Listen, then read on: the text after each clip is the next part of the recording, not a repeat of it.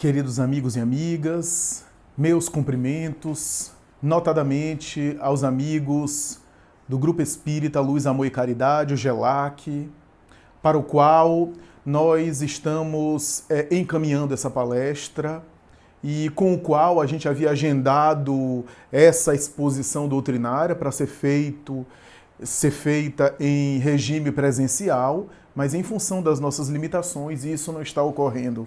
Então um abraço muito querido a todo o pessoal do GELAC, esperando estarmos juntos logo adiante, doravante em atividades cada vez mais auspiciosas. No capítulo 14, item 159 de O Livro dos Médiuns, Allan Kardec, com a sua destreza e sapiência comum, sabedoria invulgar e raciocínio lúcido admirável, escreveu: todo aquele que em um grau qualquer sente a presença dos espíritos pode ser considerado médium. A partir dessa colocação de Allan Kardec, a partir desse trecho, dentro desse texto, Allan Kardec inaugura, publica, apresenta para a cultura internacional a expressão que vem do latim médium, neologismo por ele elaborado para designar os sensitivos que entram em transe e são instrumentos do contato com o mundo invisível, o chamado mundo espiritual. Foi a partir desse texto que Allan Kardec conceitua, que Allan Kardec definiu a palavra por ele elaborada, médium, do latim, aquele que se encontra no meio. E é a partir desse momento que o termo médium passa a designar, na nomenclatura geral, não apenas espírita, mas na etimologia convencional, no vocabulário geral, a palavra médium para designar os seres sensíveis e que entrariam em transe comunicando-se com o chamado mundo espiritual. Médium, do latim meio, significa estar entre uma dimensão e outra dimensão. Interexistente, como gostava de escrever o professor Herculano Pires, em um artigo notável sobre Chico Xavier, quando disse que Chico Xavier seria um ser interexistencial, ou seja, estaria entre existências. O médium é esse ser interexistencial, entre existências.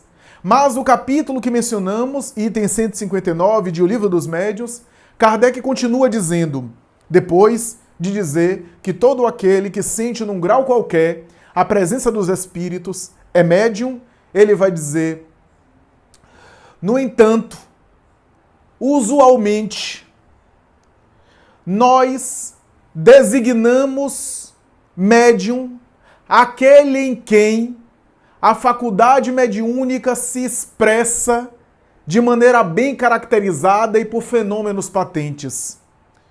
Porquanto, genericamente falando, todas as pessoas podem ser consideradas médiums, uma vez, continua Allan Kardec ipsiliteris, uma vez que nenhuma delas, ou raras delas, podemos encontrar que não tenha em si mesma algum vestígio, algum rudimento de mediunidade. O que Kardec quer dizer nesse item é que se todo aquele que sente num grau qualquer a presença dos espíritos é médium, podemos dizer, a grosso modo, que todas as pessoas são médiums, porque todas as pessoas podem sentir, em um grau qualquer, a presença dos espíritos. Toda pessoa pode ser veículo de inspiração, ou pode ser veículo de uma obsessão, de um assédio espiritual, de uma perseguição espiritual. Toda pessoa, portanto, está suscetível à influência dos espíritos. Por isso, genericamente falando, todas as criaturas são médiums. No entanto, como diz Allan Kardec, geralmente nós utilizamos a expressão médium, o verbete médium, a nomenclatura médium, para caracterizar aquele em quem a faculdade se manifesta de uma forma contundente, de uma forma intensa, ou, como os espíritas gostam de falar, de uma forma ostensiva. Isso é uma faculdade, portanto, da criatura humana que tem graus diversos. Pessoas há que sentem presenças, pessoas há que são inspiradas, pessoas há que dormem, sonham com um parente que morreu, que faleceu. Podem ser médiuns também no sentido ampliado da palavra, mas no sentido restrito, específico da palavra, aquele sentido que normalmente a gente fala, fulano é médium, quando a gente está dizendo isso, a gente não está dizendo que é médium no sentido geral, porque todas as pessoas são médiuns. Mas normalmente quando a gente usa a palavra que fulano é médium, está dizendo que ele é médium ostensivo. Isso é, que ele entra em transe, que ele psicografa, que ele psicofoniza, que ele é clareaudiente, clarividente, que ele é um médium de desdobramento, que ele tem fenômenos, portanto, de transe. São esses os médiuns que participam das chamadas sessões mediúnicas, reuniões mediúnicas, que são promovidas pelas casas espíritas, pelas instituições espíritas. São os médiuns ostensivos, porque nem todo médium para trabalhar numa sessão mediúnica. A sessão mediúnica é específica para determinados médiuns, especialmente aqueles que entram em transe. Mais adiante, no entanto, no capítulo Influência Moral do Médium, Allan Kardec pergunta aos espíritos, depois de fazer um estudo profundo sobre vários detalhes, e perceber que a mediunidade não tem caráter, não tem cor de pele, não tem gênero, ou seja, sexo, não tem necessariamente ideologia política, social ou religiosa. Os médiuns são os mais variados. A mediunidade não é exclusiva, particular de uma categoria de seres humanos. E por isso, Allan Kardec vai concluir, depois que os espíritos dizem a faculdade está radicada no organismo. É uma certa predisposição orgânica. E Allan Kardec, então, percebe que o médium tem uma estrutura física, tem um organismo específico para a sua expressão. Portanto, poderíamos dizer em uma linguagem atual, ele tem uma estrutura neurológica, um sistema nervoso central, compatível com o transe mediúnico, com o transe espiritual. Mais tarde, depois de Allan Kardec, André Luiz, espírito, psicografando por Chico Xavier, escreve uma obra chamada Missionários da Luz. E em um dos capítulos, a epífise, André Luiz examina a epífise ou glândula pineal presente no cérebro, que à época que ele escreveu não tinha nenhuma importância na medicina de então, não tinha nenhum valor do ponto de vista biológico e do ponto de vista da medicina, não tinha nenhum tipo de função, era considerado um órgão sem função nenhuma, vestigial da evolução, à semelhança de uma cauda que sobrou o apêndice, segundo alguns teóricos do evolucionismo. E André Luiz vai falar sobre a glândula pineal, que seria veladora do sexo na infância, que trabalharia os fenômenos sexuais da criança e mais tarde perderia essa função de adormecer os fenômenos sexuais, liberando, portanto, a puberdade na adolescência e no início da vida adulta e, ao mesmo tempo, passando a assumir uma segunda função que André Luiz diz, função de glândula da vida mental, que é a responsável, do ponto de vista biológico, do ponto de vista da base neurológica, física, pelos fenômenos de contato com o homem, ou melhor, de contato do ser humano, do homem, homem-mulher, né? Ser humano, com o mundo invisível, com o mundo espiritual. E nos médios ostensivos é aí que ocorrem os fenômenos. Mais tarde, várias pesquisas, inclusive do Dr. Sérgio Felipe de Oliveira, na USP, Universidade de São Paulo, cuja dissertação de mestrado foi sobre a glândula pineal, constatando que aqueles conhecidos como médiuns ostensivos teriam cristais em quantidade grande, cristais de apatita, que é uma rocha que tem propriedades eletromagnéticas, confirmando, portanto, a tese kardeciana lá do Livro dos Médiuns, quando os espíritos dizem é uma certa predisposição orgânica, está radicada no organismo. Mas é importante a gente falar aqui uma coisa, um adendo. A faculdade não é do organismo. ela está radicada no organismo, isso é, tem uma certa predisposição orgânica. Por que os espíritos dizem é uma certa predisposição orgânica? Por que não dizer é exclusivamente orgânica? Aqui a gente precisa fazer uma consideração. A faculdade mediúnica é do espírito, como todas as faculdades intelectuais, culturais, artísticas, qualquer aptidão artística, cultural, qualquer aptidão filosófica, qualquer capacidade literária, capacidade acadêmica, científica, qualquer capacidade humana, cognitiva ou não, é uma capacidade do espírito, do ser, da alma, mas que se expressa através de um veículo. O indivíduo pode ser um excelente pianista, a capacidade é do espírito, mas ele tem que ter um cérebro compatível, ele tem que ter mãos ágeis. Se ele tiver mãos, dedos, que tem algum problema, ele não vai tocar bem, embora a alma dele é de pianista. A capacidade dele de tocar piano não está nas mãos, está nele próprio, no ser interior, que é o espírito, mas que precisa de um veículo para se expressar. Albert Einstein era um grande físico matemático, tinha uma capacidade imensa aí de abarcar os mais variados fenômenos da física e contribuiu tanto, uma inteligência admirável, mas se ele tivesse um cérebro defeituoso, se ele tivesse um cérebro limitado, se ele tivesse uma lesão cerebral, ele não teria o organismo para expressar essa inteligência. A inteligência do espírito, mas precisa de um cérebro para exprimir as suas potencialidades, as suas capacidades. Portanto, a faculdade mediúnica também é da alma, também é do ser espiritual, também é do sujeito, mas que o corpo reveste de células para se expressar nesse mundo. Essa é a ideia, portanto, que está presente na obra O Livro dos Médiuns, de Allan Kardec. Os espíritos ainda dizem mais. Dizem Allan Kardec que não depende do moral. O moral ou a moral é do médium.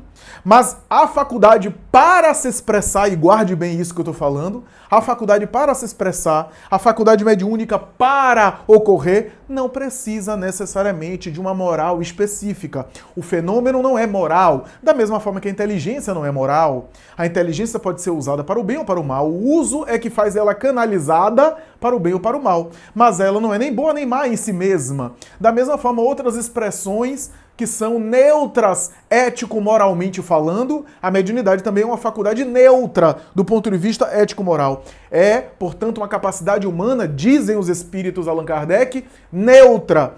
Não depende do moral para se expressar, mas a gente vai voltar nessa frase.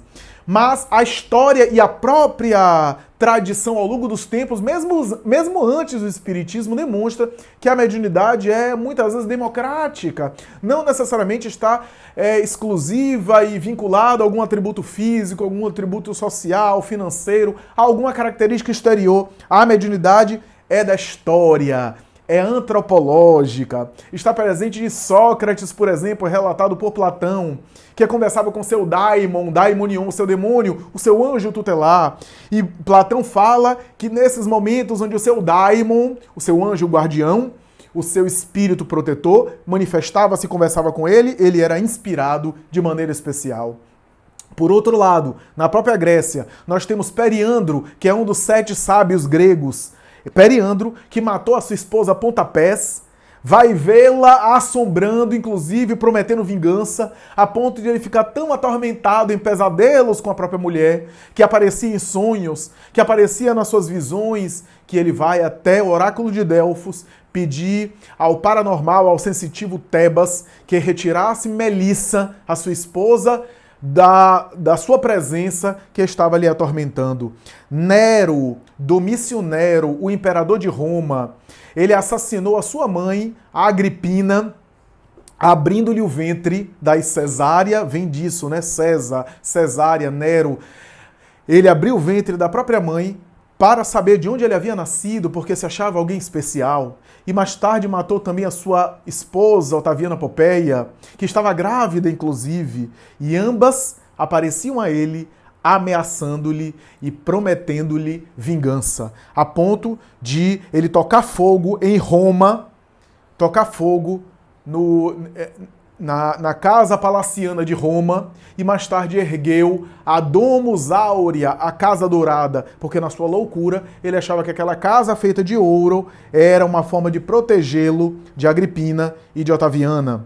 Mais tarde, nós vamos ver, por exemplo, ou melhor, antes disso, nós vamos ver, por exemplo, Plutarco, historiador de Roma, escrever, referindo-se a Brutus, que em determinado momento, na batalha que ele estabeleceu com Otaviano, na disputa do segundo triunvirato de Roma, Brutus, quando estava perto da cidade de Filipos, estava dormindo, ele viu na sua cabana, na sua tenda, entrar uma pessoa. Ele levanta, pega a espada, tira a espada, e era um ser espiritual, que diz, sou teu anjo mau, te aguardo aqui na cidade de Filipos, porque lá experimentarás o peso da minha punição sobre você. Aguarda, porque desferirei o meu golpe sobre você e não aguentarás o látego da minha vingança, da minha punição. Espera cá, porque nessa cidade tu serás vencido, tu morrerás e virá para cá. E mais tarde, na batalha dos Filipenses, Brutus realmente perde a batalha e opta pelo suicídio, conforme havia sido previsto por aquele ser espiritual que aparece a ele. Mas nós temos, por exemplo, o historiador Filóstratus narrar que no ano 96, aproximadamente, depois de Cristo, Apolônio de Tiana, ali mesmo, em Roma, entra em transe e começa a visualizar quilômetros de distância a morte de Tito Flávio Domiciano, imperador, ou melhor, na cidade de Éfeso. E ele vê a morte de Tito Flávio Domiciano, imperador, que era o imperador de Roma, em Roma, sendo morto. E descreve os detalhes em uma visão psíquica à distância. E depois volta ao normal, as pessoas ficaram com medo, começaram a se afastar, a se dispersar. Afinal, quando o imperador soubesse dessa notícia, que era falsa, não ficaria pedra sobre pedra na cidade de Éfeso. Mas depois de 2 semanas, chegam as galeras pelos mares, as galeras, as embarcações, os barcos, trazendo as notícias de que Tito Flávio Domiciano havia sido assassinado naquele dia e naquela hora, conforme foi visto pela paranormalidade de Apolônio de Tiana. Heródoto de Halicarnasso, o historiador do povo grego, vai citar a história de Creso, o rei da Lídia, que em determinado momento, sem saber se estabelecia uma batalha, uma guerra contra Ciro, o rei dos persas, que começava a subir e conquistar as terras, ameaçando o império de Creso, que era o homem mais poderoso do mundo na época. Diz Heródoto de Halicarnasso que Creso vai consultar os oráculos, pedir orientação aos mortos, recebe informações de pitons e pitonisas, inclusive no oráculo de Delfos, para que parasse com a guerra, para que evitasse uma guerra contra Ciro, porque Ciro era mais forte e iria vencê-lo. E desobedecendo essa informação, Creso estabelece uma guerra com Ciro e perde a batalha realmente. Na Bíblia, nos Endavestá, nos Upanishads, no Bhagavad Gita, no Vedanta, no Livro dos Mortos tibetano, no Livro dos Mortos do Egito, nós encontraremos fatos e fatos e fatos sobre fenômenos espirituais e mediúnicos. A Bíblia narra, por exemplo, o sonho de Putifar, que foi interpretado por José no Egito, sonho mediúnico de uma profecia que ainda iria acontecer. A Bíblia fala de Moisés subindo ao Sinai e recebendo as labaredas de fogo numa psicografia na pedra, as tábuas da lei do Decálogo, na sarça ardente. A Bíblia fala de Samuel, o espírito de Samuel, que é consultado pelo rei Saul, e ele consulta através da pitonisa do Endor, que ele volta do mundo dos mortos para orientar o rei Saul. A Bíblia fala de vários fatos, como as profecias que são exaustivas, a ponto do profeta Joel dizer que nos dias futuros do Senhor, o Senhor derramaria sobre toda a carne o seu espírito. E todo espírito derramaria o espírito sobre toda a carne. Emmanuel, através de Chico Xavier, vai dizer mais tarde, a mediunidade pode ser considerada aquele espírito que seria derramado sobre toda a carne, conforme foi escrito pelo profeta Joel. E assim a gente vê na Bíblia, não apenas no Antigo Testamento, no Novo Testamento também, a vida de Jesus é rica de fatos paranormais, desde o seu nascimento, os 3 reis magos que eram conduzidos pelas estrelas, que não era um fenômeno astronômico, era um fenômeno espiritual, as visões mediúnicas, Simeão na sinagoga que pega o menino e exclama, estava diante do Messias, por uma clarividência admirável, os fenômenos maravilhosos que o próprio Jesus viveu com legião, com os espíritos endemoniados, perturbadores, ou com Moisés e Elias, em cujo momento ele próprio se transfigura e Elias e Moisés aparecem materializados, ou na sua própria ressurreição, quando volta, aparecendo a inúmeras pessoas e anos mais tarde a Saulo de Tarso, às portas da cidade de Damasco. Na Idade Média, a gente tem também ricos fatos espirituais e mediúnicos, desde uma Rita Galvani, desde uma Santa Brígida da Suécia, Santa Rita de Cássia, São João da Cruz, São João Crisóstomo, São Cupertino, vários santos, vários homens abnegados, como Santo Antônio de Pádua, como a luminosa exaltação mediúnica que foi Francisco de Assis, como Teresa de Ávila, que era erguida no ar, rodopiava nos seus calcanhares levitando, ou psicografava de maneira automática e mecânica, com a sua vidência e clarividência admirável, levada fora do corpo por o próprio Cristo, que aparecia a ela e mostrava os infernos, tema e colocação da tradição católica. E assim a gente vê esses santos notáveis, esses vultos católicos, os mais admiráveis, que apareciam e que eram portadores aí de fenômenos espantosos, ou então nós encontraremos ainda dentro desse cenário, Dante Alighieri, na Divina Comédia, escrevendo os momentos especiais onde ele saía do corpo, conduzido pelo poeta Virgílio, que o levava aos infernos, e ele visualizava as cenas, voltava ao corpo e escreveu a Divina Comédia, a maior obra da humanidade na Idade Média, considerada até hoje. Ou Lutero, que transitava entre visões, que dizia ver diabos ao seu lado, atrapalhando a missão que Jesus havia lhe dado para traduzir a Bíblia do latim para o alemão, considerado inclusive o pai do idioma germânico. Ou Voltaire, que escreveu uma obra sua dizendo que escreveu aquela obra enquanto sonhava e enquanto dormia. Ou então Carl Gustav Jung, cuja vida é um acervo rico de fenômenos paranormais que ora ele aceitava, ora ele recusava. De um lado, a formação espiritual que procedia da sua própria família, família essa que tinha também membros que eram vítimas de transes espirituais profundos, e ora ele rechaçava pela sua formação acadêmica materialista, que resistia em aceitar, em compreender aquele fenômeno, a ponto de chegar no final da sua vida, conforme a sua biógrafa Aniela Jafé, que escreveu Jung, Memórias, Sonhos e Reflexões, ele vai dizer que a sua vida é uma grande interrogação e que ele não tinha certeza de coisa nenhuma.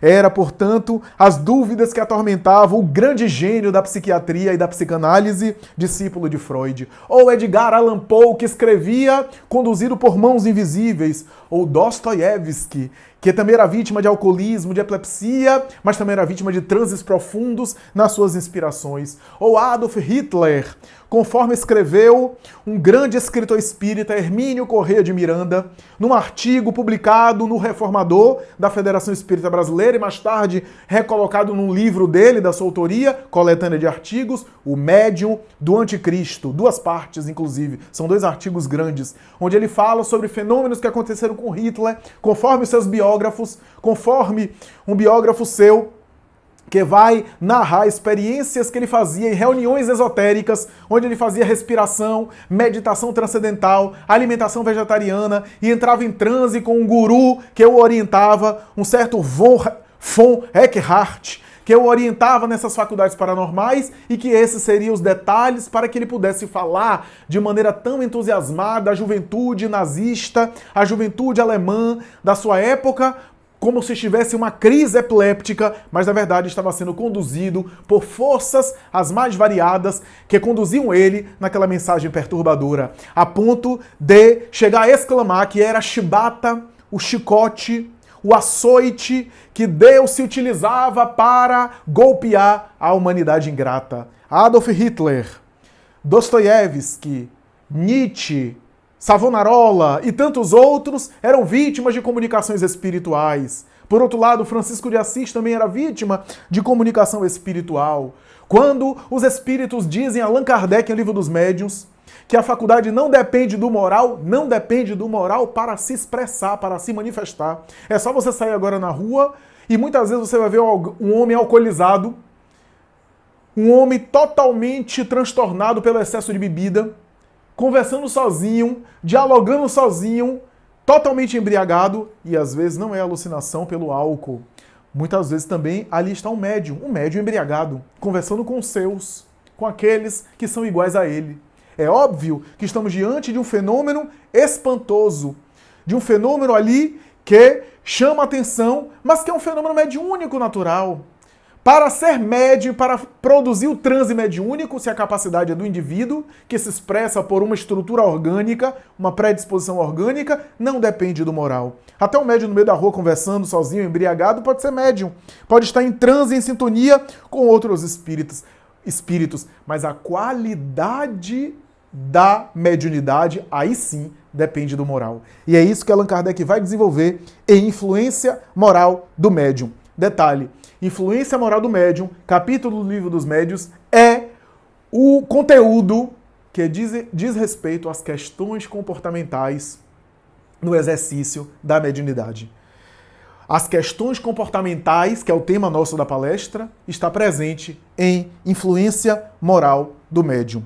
Porque vai estabelecer Allan Kardec, assessorado pelos espíritos, que a qualidade da mediunidade, a qualidade mediúnica depende, portanto, da moralidade do sujeito. A mediunidade é humana, é antropológica, é sociológica, é histórica, mas a mediunidade com Jesus é uma coisa diferente. A mediunidade com Jesus tem um caráter, portanto, bastante diferente, bastante especial. Por essa razão, amigos queridos, por essa razão, nós podemos dizer que a influência moral do médium diz respeito ao médium se tornar uma fonte segura do mundo espiritual. Uma fonte de credibilidade do mundo espiritual. Porque ser médium é ser um telefone, como disse Chico Xavier. Mas o telefone pode receber qualquer tipo de ligação. Qualquer tipo de ligação. Ligação grosseira, trote. Pode receber uma ligação que é uma fake. Uma ligação querendo aplicar um golpe financeiro. O médium é um telefone. O médium é um telefone que passa a notícia. Que notícia é que o médium pode passar? As mais variadas, inclusive mentiras. Inclusive coisas desordenadas. Inclusive coisas que perturbam a mente das pessoas. Inclusive coisas que deixam o próprio médium em uma situação ridícula e embaraçosa. Por isso, ser médium em si mesmo não é algo de destaque, não é algo especial, não é algo que deva chamar a atenção, não é uma coisa que torne o médium melhor do que as outras pessoas, muito pelo contrário. Allan Kardec não era médium e era um espírito superior. E quantos médiuns e quantas médiuns com as quais ele teve que se relacionar e quantos médiuns problemáticos. Então o fato da pessoa ser médium não quer dizer que a pessoa seja especial, ela tem uma capacidade, da mesma forma que a pessoa tem uma capacidade para tocar piano, por exemplo, uma habilidade para tocar piano.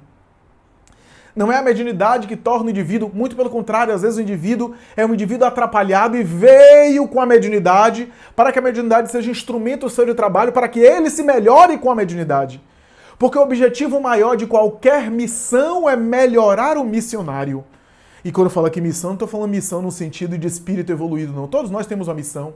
Missão de pai, missão de mãe, a paternidade. O que é que a paternidade faz comigo? Me torna uma pessoa melhor no exercício da paternidade. A paternidade não tem o objetivo de salvar o filho.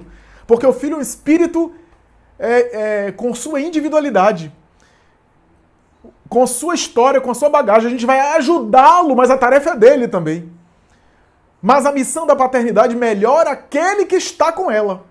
A missão da mediunidade tem o objetivo melhorar primeiro o médium e não iluminar ninguém, não salvar ninguém. Me lembro de Divaldo que o Joana de Ângeles disse isso para ele quando ele estava em uma crise pessoal e pediu uma mensagem. E ela disse, mas eu sempre escrevo mensagens para você. E ele disse, eu não me lembro, não lembro uma mensagem que você endereçou para mim. Ela disse assim, veja o nosso primeiro livro, eu quero que você pegue do início, do primeiro livro, Mestre de Amor. Ele pegou, abriu, estava lá, fazes isso, fazes aquilo, tu fazes, faz tu, ama mais, etc. Sempre na segunda pessoa do singular. Tu, tu, tu. Joana disse, meu filho, sabe quem é esse tu aí? Tu é tu. Eu escrevo para ti, porque o meu compromisso é contigo. Agora você escreveu para os outros, você publicou essas coisas para as outras pessoas, os livros para as outras pessoas, e podem servir as outras pessoas, aí é uma questão sua. Mas o médium deve ter um compromisso primeiro com a sua auto-iluminação. Essa é a questão comportamental. A qualidade da mediunidade.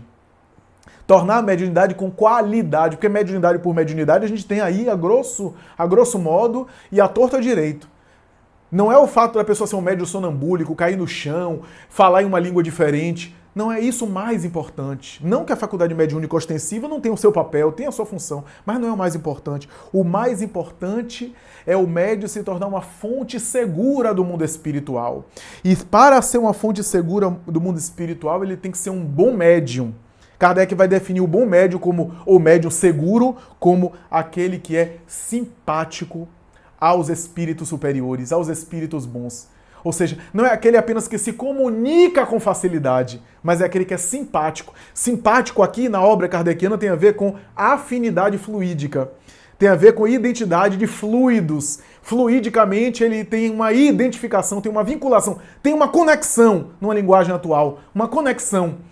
Ele está conectado com os espíritos bons. Essa é a ideia do médium bom. Por quê? Porque esse médium que está conectado com seu guia, com seu benfeitor espiritual, mesmo quando ele recebe espíritos em sofrimento, porque a tarefa da mediunidade é essa, receber espíritos em sofrimento, o médium que só recebe guia, para mim é um pouco estranho. E eu me baseio isso nos próprios médiums notáveis que nós tivemos. Então, porque a mediunidade é um instrumento para auxiliar as dores e não para a gente ficar só conversando com o guia e receber mensagens lindíssimas, que aliás a gente já tem tanta mensagem lindíssima no Evangelho segundo o Espiritismo.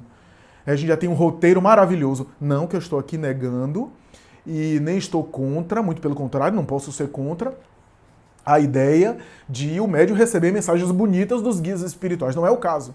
Mas a ideia principal é que a mediunidade é uma ferramenta para o médium se melhorar e ajudar os aflitos, seja encarnados, seja desencarnados. Mas o médium seguro, o médium bom, é aquele que mesmo quando está dando passagem pela aflição, para ajudar o aflito, o desencarnado aflito, ou ajudando os encarnados aflitos e sentindo o mal-estar deles, ele está sempre em sintonia e a serviço do seu guia espiritual ou dos benfeitores espirituais. Porque essa é a proposta da mediunidade, portanto. Essa é a proposta e essas são as questões comportamentais. Questões comportamentais que envolvem educação da mediunidade. Educar a mediunidade, muita gente ainda tem confusão a respeito disso. A educação da mediunidade não é você fazer treinamentos de mediunidade, não é isso. Como você pega um treinamento, atira ao alvo e fica atirando, não é isso. Mediunidade não é você, por exemplo, eu não sinto nada, mas vou ficar concentrando aqui, concentrando até sentir, vou forçar. Não, vai se autossugestionar. O médium que é médium, ele é médium naturalmente, ele é uma antena que sintoniza. Ele não é médium fazendo exercícios apenas, ele é médium, ele é uma antena. A educação mediúnica não tem a ver com a ideia de forçar uma mediunidade, de estimular uma mediunidade que não existe. Não. A ideia de direcionar, de canalizar, de controlar, de administrar. A educação mediúnica é como a educação musical. Se você tem uma habilidade para tocar piano, muito bem, mas aí você estuda música, você treina, você contrata um professor, você exercita. Então, a educação da mediunidade é uma canalização. É claro que canalizando, a mediunidade também desenvolve. Se eu canalizo e treino a memória tende a expandir. Se eu treino qualquer habilidade musical, artística, cultural, ela tende a crescer. É claro, a se desenvolver. Mas a educação não é propriamente um desenvolvimento na tora, na violência, não é isso. É educação da mediunidade. Tem a ver, portanto, com essa ideia de, primeiro, o estudo doutrinário. O médium tem que conhecer o espiritismo, conhecer o que é mediunidade. Conhecer de maneira básica, não precisa ser nenhum doutor, pós-doutor em espiritismo, mas conhecer a filosofia espírita. Afinal, como diz Allan Kardec, não se pode colocar alguém numa sessão mediúnica sem saber nada. É como colocar-se alguém no laboratório sem saber nada. Ele pode causar um acidente num laboratório, por exemplo, de química. E a reunião mediúnica é um laboratório, laboratório do mundo invisível. Está lá no livro dos médiuns. Então, primeiro é necessário estudo. E aqui vale a pena eu fazer uma consideração. O estudo da mediunidade na casa espírita, e há vários cursos, várias propostas. O ideal é que o médium, se o médium tem a mediunidade, está, né, sentindo os fenômenos, está tendo o mal-estar, né, que normalmente no início o médium sente muito mal-estar, as presenças espirituais, a faculdade mediúnica que ele ainda não sabe lidar, ele ainda está aprendendo. Ideal que ele passe primeiro, no início, para um estudo teórico. Ah, mas eu estou sentindo muito. Paciência. E você vai sentir muito, mas você vai ficar no estudo teórico e vai tentar administrar isso daí. E no estudo você vai tentar aliviar esse mal-estar nas orações, no evangelho no lar. E segurar a onda aí um pouquinho, né? Porque não dá para ser tão apressado assim. A pessoa só lê o título do livro dos espíritos e já quer participar de sessão mediúnica. Vai fazer besteira em sessão mediúnica. E vai ser mais sujeito a se enganar na mediunidade. Se enganar. Lia recentemente uma obra, Libertação, o caso de Dona Isaura, quem leu Libertação sabe disso, uma médium ali presente, né? Que simplesmente foi enganada por espíritos que induziram a ela a achar que aqueles espíritos, eram os mentores. E esses espíritos ficavam colocando ela contra o marido dela. Inclusive, incentivando um ciúme nela. Quando eu li esse capítulo e eu discutindo com os amigos meus, um amigo meu falou uma coisa que eu concordo plenamente. Se ela tivesse um pouco mais de estudo da mediunidade e do espiritismo, ela não caía numa armadilha daquela. Ela achava que eles eram os guias dela, porque eles vinham, diziam, eu compreendo suas dores, seu sofrimento, seu marido é que não lhe apoia. Olha, colocando contra... Imagina um benfeitor espiritual indo para o médium e colocando o médium contra alguém. Já não é benfeitor espiritual. Mas isso é por causa de falta de estudo. Falta de estudo doutrinário, né? Os benfeitores espirituais nunca transmitem uma mensagem deprimente, nunca transmitem uma mensagem para colocar o médium contra ninguém. Chico Xavier dizia que escolhia as amizades dele como queria e Emmanuel nunca se meteu. E em alguns momentos ele se deu mal nas amizades, sofreu ingratidão, sofreu abandono, mas Emmanuel não se metia, porque isso tem a ver com o médium. Eu acho muito estranho esses médiuns aí que o guia fala diz até o que ele deve comer, qual é o prato que ele deve fazer, né, se é low carb, com glúten ou sem glúten. Eu acho isso muito esquisito, muito estranho. Essa história do médium, do espírito tá se metendo na vida do médium o tempo todo. Eu me lembro de Hermínio de Miranda, na obra Diálogo com as Sombras, que Hermínio queria saber dos espíritos se colocava ou não uma pessoa nova na sessão mediúnica. E ele estava observando uma pessoa, né, uma pessoa do centro, e estava na dúvida se a pessoa realmente tinha um perfil para ser já convidada e ser inserida na mediúnica que ele fazia parte. Ele perguntou ao mentor, e o mentor espiritual disse, não transfira essa questão para mim. Não transfira. Essa é uma decisão que cabe a vocês. E aprender com a experiência. Cabe a vocês. Porque se eu disser que não é para colocar essa pessoa, vocês vão dizer, foi o mentor que disse, foi o benfeitor que disse. E vão se eximir da responsabilidade de vocês, que é dos encarnados, que é de vocês. Né?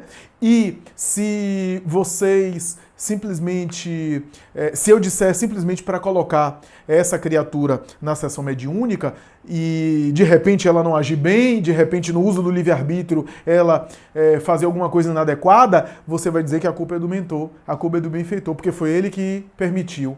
Não, de maneira nenhuma. Essa é uma questão dos encarnados de vocês. Não queira responsabilizar nós, terceirizar a responsabilidade que é de vocês. Hermínio Miranda diz em Diálogo com as Sombras, né, no livro, que nunca esqueceu dessa manifestação, dessa colocação do guia espiritual. Mas o curso de educação mediúnica não deve ser nenhum negócio apressado, correr. Não, tem que estudar a doutrina espírita, a mediunidade. Agora, também não pode ser alguns cursos que eu tenho visto por aí, em algumas casas espíritas, que a pessoa tem que fazer mestrado, doutorado, pós-graduação, e quando a pessoa conclui o curso de educação mediúnica, já passou 8 anos, 5 anos. Precisa isso? Transformando um curso de educação mediúnica numa espécie de faculdade de medicina. Precisa isso? Não precisa. Isso é um exagero. Ademais, o médium sente um mal-estar. Depois de 5 anos fazendo só estudo teórico enquanto ele está passando mal, concluiu o curso, o médium já tem que ser internado num hospício. Tem que ser internado ou tomar eletrochoque, porque já não aguenta mais. Não, o médium, inicialmente, ele segure a coisa dele, estude a teoria, a parte teórica, geral, estudo, paciência, ele vai ter que administrar. Ele não administrou até agora, não vai ser alguns meses que necessariamente vai fazer diferença na vida dele.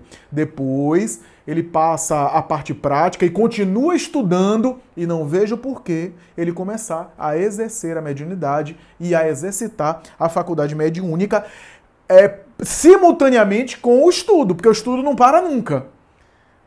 Ao mesmo tempo que ele continua estudando. Então, esse é o exercício da faculdade, que ele deve exercitar regularmente. Ideal que ele exercite a mediunidade com outras pessoas. Trabalhar mediunicamente a sós é sempre um risco. É sempre um risco de ser enganado. E o médium, como é muito insensível, ele sente a energia do espírito que por ele se comunica. Ele fica contaminado com aquela energia. Nem sempre ele tem condição de analisar racionalmente a comunicação que ele recebe, porque ele está envolvido na atmosfera. Então, muito cuidado com isso. O ideal é trabalhar sempre em grupo, nunca sozinho, com exceção de um trabalho ou outro de psicografia, algum trabalho assim, mas genericamente falando, o ideal é trabalhar em grupo, para que outras pessoas de fora possam ajudar o médium. Então, o exercício da faculdade mediúnica de maneira processual e de maneira regular, de maneira recorrente, né? E, sobretudo, a educação moral do médium. A conduta moral do médium. A educação da sua mediunidade tem a ver com a sua educação moral. Né? Tem a ver com esse aprimoramento do seu eu interior, do espírito imortal que ele é. Esse aprimoramento do sujeito que ele é. Então, é necessário falar isso, porque a moralidade vai dando um clima psíquico diferente, o médium vai sintonizando com faixas mais positivas, ele não vai deixar de sentir o mal-estar em alguns momentos, porque ele é médium. E ele é um médium antena que não é médium só na sessão mediúnica, ele é médium fora da sessão mediúnica também. Ele tem uma faculdade. Então, mas o médium vai indo equilibrando-se para saber lidar com situações as mais variadas. O médium é um sensitivo. Já imaginou um carro de lixo, um caminhão de lixo passando por você? Se você tem um paladar, ou melhor dizendo, o olfato apurado, se você tem um olfato realmente funcionando normal, você vai experimentar, vai sentir o cheiro fétido do caminhão de lixo passando. Mas logo, logo você espairece, você sai dali e pronto. Já se dispersou. Você não vai atrás do caminhão de lixo, você não vai pegar o lixo. O médium é a mesma coisa. Ele sente. Em alguns momentos ele vai sentir o mal-estar. Mas ele vai se educar para diluir mais rápido, para não ficar se fixando naquela situação, alimentando e retroalimentando. Porque se ele se fixa mentalmente, ele fica sintonizado com aquilo e fica atraindo. Naquela faixa. Então ele vai saber espairecer, vai saber cortar o vínculo, a conexão, saber sair, daquela sintonia, daquela conexão mais rápido. Não é que ele não vai sentir, ele vai sentir, mas ele vai sair mais rápido com o tempo. E tudo isso tem a ver com a conduta moral do médium. O médium moralizado é preferido no sentido de preferível dos espíritos, do que o médium não moralizado. Algumas pessoas vão dizer, mas tanto médium aí, que não tem nada na cabeça, problemático, perturbado, e é médium. A faculdade é do sujeito. Mas, e ele não deixa de ter a faculdade, mas os espíritos bons preferem o médium moralizado, porque o médium moralizado pode filtrar melhor as suas mensagens. Na falta, e por amor, por bondade, por misericórdia, ele utiliza um médium imperfeito, um médium ineficiente, com bastante dificuldade. Ademais, diz Filomeno de Miranda, espírito, por Divaldo Franco, que no passado, em períodos de ignorância, os espíritos se manifestaram para chamar a atenção de uma maneira mais primitiva por todos os médiuns, para chamar a atenção sobre o fenômeno. Quando eles permitiram o estudo, o esclarecimento e as elucubrações, as considerações sobre o fenômeno, especialmente por parte de Allan Kardec, eles começaram agora a ter um outro tipo de conduta e a priorizar cada vez mais os médiuns equilibrados, porque isso reforça a lei das afinidades, isso facilita as comunicações pela lei das afinidades. Então, por isso, os médiuns equilibrados têm a preferência dos espíritos, porque eles, os médiuns, já estão na companhia dos espíritos, comumente falando. Os espíritos não precisam descer até eles por misericórdia para se comunicar. Por isso que eu costumo dizer. Às vezes eu encontro um companheiro que diz assim, eu recebi o espírito tal, o espírito X, o espírito Y, Bezerra de Menezes se comunicou. Eu costumo dizer, não há mérito nenhum em Bezerra de Menezes vir até nós se comunicar. Isso eles podem fazer por misericórdia. O mérito está em nós subirmos até ele. Nós estarmos na faixa psíquica de Bezerra de Menezes, convivermos psiquicamente com Bezerra de Menezes é outra história. Agora, Bezerra de Menezes ir até nós, eles fazem isso na reunião mediúnica, em um momento de oração, eles descem até nós.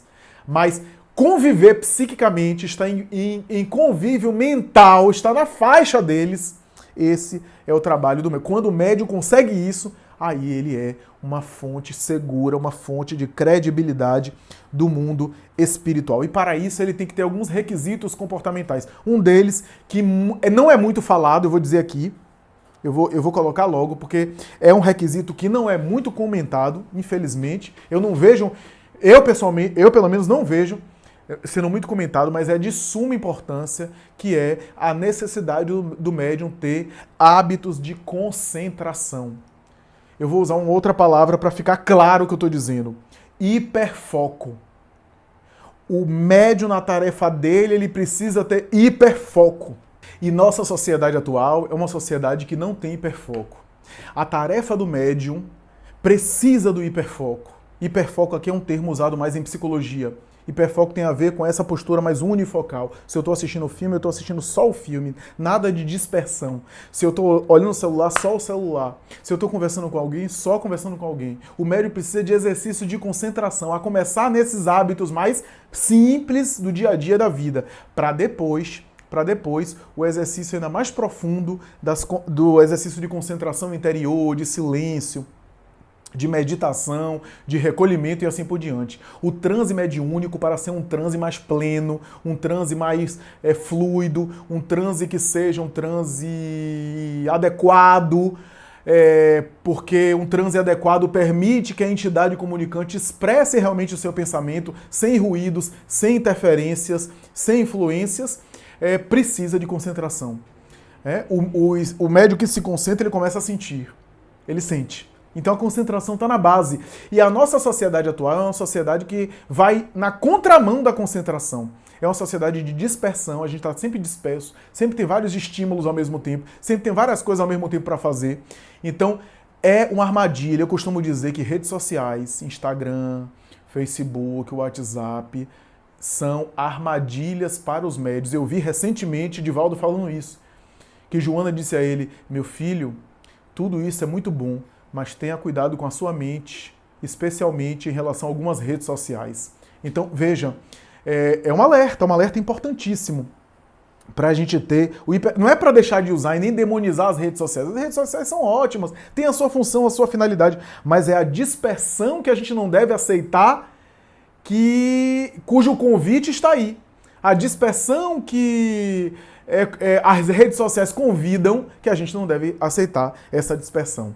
Então, vale a pena, portanto, isso, porque esse hiperfoco vai ajudar a registrar os espíritos. Todo médium que esteja me assistindo agora sabe que quando a gente começa a concentrar, a gente sente as presenças. E cada vez que a gente concentra mais, a gente sente de maneira mais clara a presença, como quais são as características, se for o caso da vidência, ou as sensações que a presença provoca, e assim por diante. Então tudo isso tem a ver com hiperfoco, que faz a pessoa, portanto, sintonizar de maneira mais clara e mais fluida o mundo espiritual. E graças a essa concentração, a gente vai ter uma clareza dos fluidos. Allan Kardec, isso, e outras obras. E na clareza dos fluidos, o médium que seja equilibrado, que esteja fazendo esse exercício consciente, o médium sincero, sabe quando está com determinado tipo de espírito perto de si. Pelos fluidos que o espírito irradia. O espírito pode vir até bonzinho, mas um espírito inferior, um espírito obsessor disfarçado de bonzinho, ele disfarça o discurso, mas a vibração que ele irradia, o médium sente. E se a vibração é de ansiedade, a vibração é de inquietação, a vibração é de medo, a vibração é de alguma paixão moral, não pode ser de um espírito superior. Os bons espíritos sempre transmitem uma calma, uma tranquilidade, um bem-estar, uma sensação até difícil de definir. Então o médium honesto, sincero, ele sabe que tipo de espírito que se aproxima dele pelo tipo de fluidos que irradia, a não ser que ele esteja muito obsidiado. Porque aí quando ele está muito obsidiado, ele está tão envolvido pela entidade obsessora que ele sente bem-estar com os fluidos do espírito fascinador, do espírito manipulador. Mas via de regra, geralmente falando, o médium consegue detectar. E é por isso que ele precisa ter tranquilidade emocional. Filomeno de Miranda, na obra Mediunidade, Desafios e Bênçãos, vai dizer isso. Ele precisa de tranquilidade emocional, diz Filomeno, porque essa tranquilidade emocional vai lhe dar maior maleabilidade aos espíritos. Gente, é outra coisa que não é muito falado. Maleabilidade em relação aos espíritos é uma coisa muito importante. O médium precisa ser maleável, sabe por quê? Porque ele não é ativo, ele é passivo. E se ele não se colocar numa condição passiva, ele vai interferir na comunicação mediúnica. Se ele for maleável emocionalmente, no sentido de tranquilo moralmente, de receptivo. Então, por exemplo, alguém que não escuta os outros, que a pessoa vai falar e já interrompe e já fala, não tem paciência de escutar ninguém. Como é que pode escutar, aspas, espíritos? Porque a escuta é uma atitude psicológica de abertura, de permitir que o outro fale, permitir o que vem de lá. A passividade mediúnica é uma espécie de escuta psicológica. Então, veja que estamos aí sincronizados em uma coisa só. Por isso a tranquilidade emocional, ou seja, o recolhimento, o exercício de serenidade, de paciência, o exercício de harmonia, faz o indivíduo ser mais saudável, faz o indivíduo ter uma mente mais tranquila para captar com fidelidade e os espíritos conseguirem ter um campo melhor para exprimirem as ideias deles. Então, se a pessoa não é muito maleável, se a pessoa sempre antecipa, se ela está sempre tensa, fixa no momento do transe, não é que ela não possa ter o transe ocorre, porque é uma faculdade no organismo, como nós dissemos.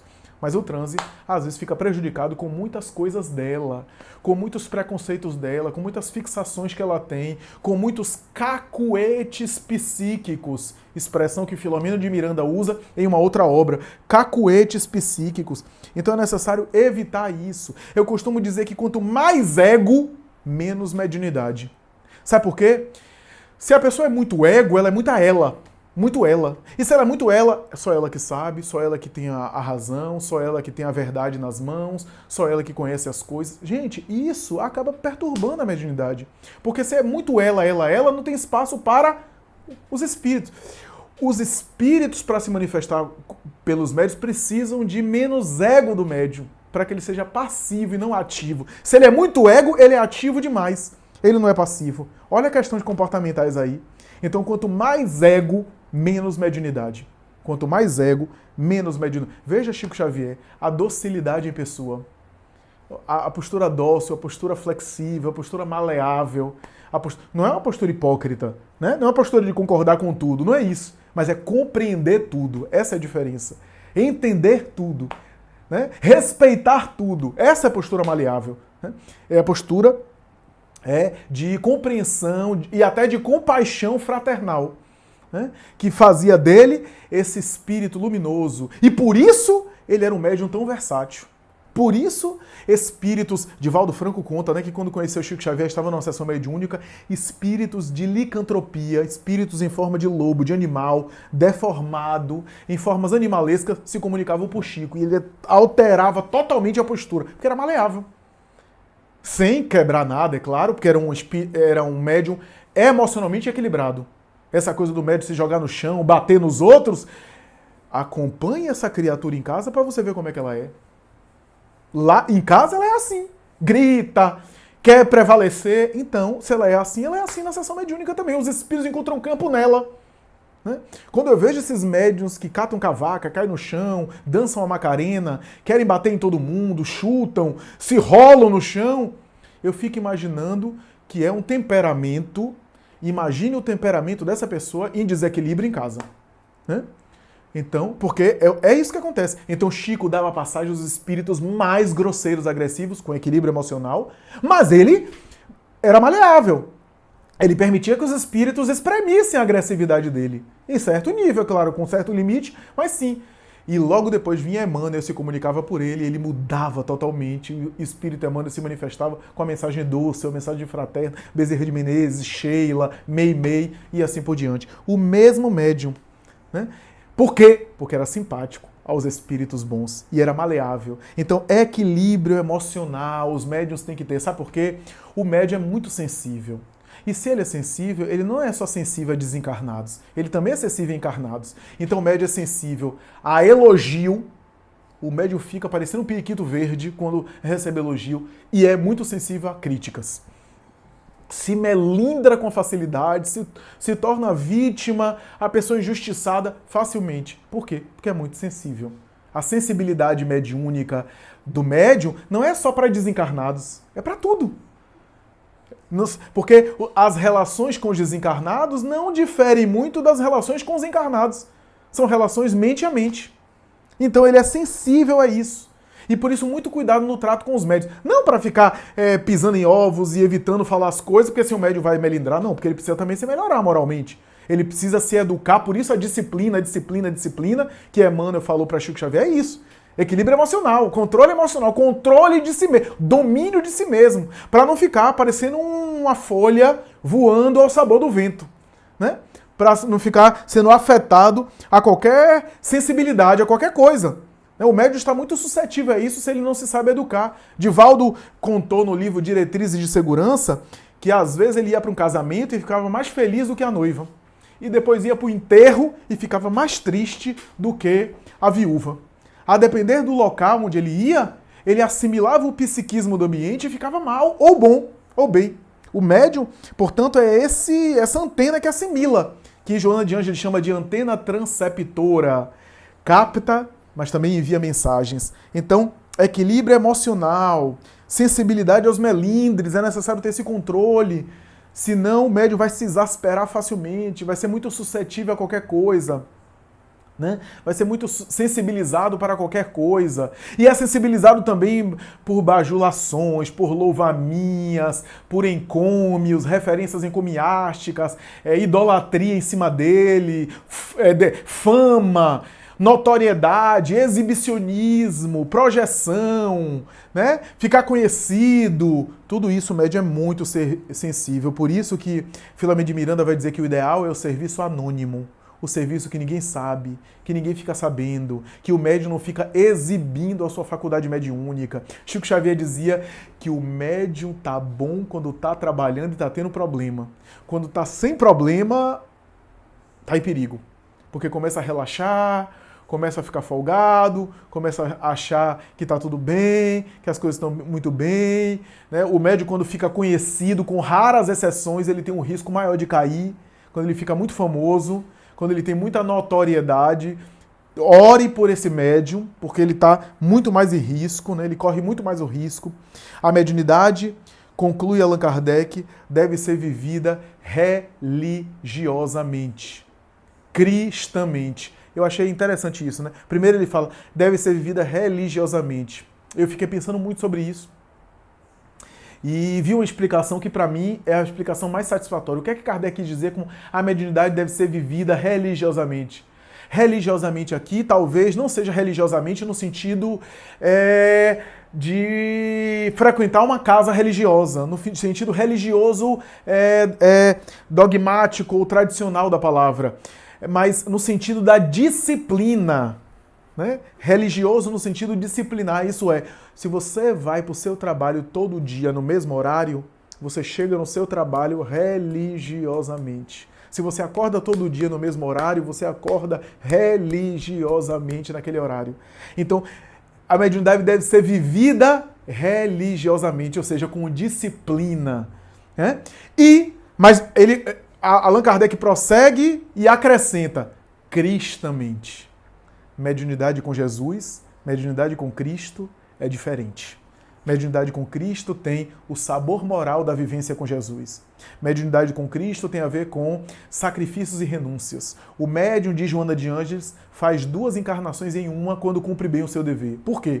Porque ele tem uma existência, que é a existência normal que todo mundo tem, é um cidadão comum, é familiar, é marido, é esposa, é filho, é pai, seja lá o que for, é trabalhador. Ele tem uma vida como todo cidadão, como toda pessoa, cumpre os seus deveres, paga imposto, arca com seus compromissos, tem as suas despesas financeiras. E tem um segundo compromisso, que é o compromisso espiritual. Quando todo mundo vai dormir, quando todo mundo repousa, quando todo mundo se aquieta, ele vai deitar na cama, ele começa a sentir as presenças. Ele tem aí um outro compromisso, né? Como dizia Chico Xavier, a gente às vezes treina muito a insônia.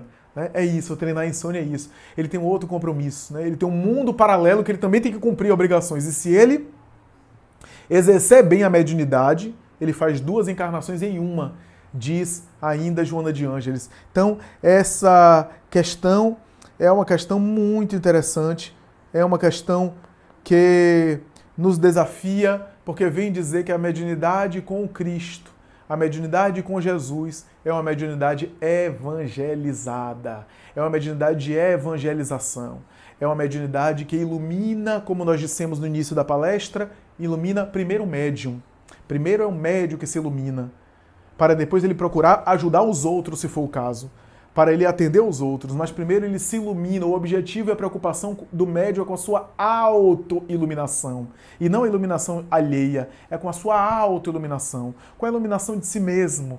E é por isso que a mediunidade é um serviço, é uma tarefa, é uma missão, é uma proposta que faz com que o médium avance. O médium que realiza bem a sua tarefa, ele cresce, ele se ilumina e chega no final da sua experiência como Ivone Pereira, como Zilda Gama, como Chico Xavier e como Divaldo Franco, esse ainda encarnado, chega no final da vida transformado pela mediunidade. Com tantos anos em transe mediúnico, atendendo espíritos em sofrimento, em transe, portanto, aprendendo com aqueles sofrimentos que passavam por ele, aprendendo com as dores dos espíritos que por ele se manifestavam, aprendendo as lições que aqueles espíritos tinham para falar da situação que estavam vivendo no mundo espiritual, e também aprendendo as bênçãos que eram transmitidas a partir dele, por intermédio dele, dos benfeitores, dos anjos guardiões, dos espíritos mentores, os espíritos bons que por ele se manifestavam tanta bem-estar, tanta sensação de paz, tanta sensação de equilíbrio e bem-estar, tanta emoção profunda e elevada, tanta grandeza nas lições, na moralidade, na elevação das ideias, dos raciocínios que as entidades transmitiam. É claro que aquilo vai impregnando o médium. Com tantos anos exercitando e em ambas as experiências assimilando tantas lições, é claro que depois de anos, como é o caso de Chico Xavier, 75 anos em transe mediúnico, 75 anos de mediunidade, é claro que chega no final da vida transformado pela tarefa que transforma. A tarefa do médium transforma o médium numa pessoa melhor. E ele, portanto, alcança a maior mensagem mediúnica, que é a mensagem da sua reforma moral. A maior mensagem mediúnica de Chico Xavier não foi nenhuma carta psicografada que ele endereçou a ninguém, nem nenhum livro de Emmanuel. Foi a sua própria vida. A sua vida foi a mensagem psicografada mais impactante. Foi aquela que sensibilizou as multidões. Foi aquela que comoveu pessoas e transformou pessoas para uma vida melhor. Essa é a tarefa da mediunidade. Como diz Joana de Ângeles, se tu desejas cristificar-te, crucifica-te, porque só na crucificação encontrarás a cristificação. A mediunidade é uma espécie de crucificação na tarefa de abnegação. É uma espécie de calvário, no bom sentido da palavra, não no sentido de que é só sofrimento, mas é uma espécie de renúncia, de dedicação, do médium ter que abdicar de algumas coisas em prol da tarefa mediúnica, do médium abdicar de determinada vida mundana para ser um canal mais perfeito. Todos nós temos que fazer o nosso próprio processo de espiritualização, mas o médium muito mais, porque ele sente muito mais.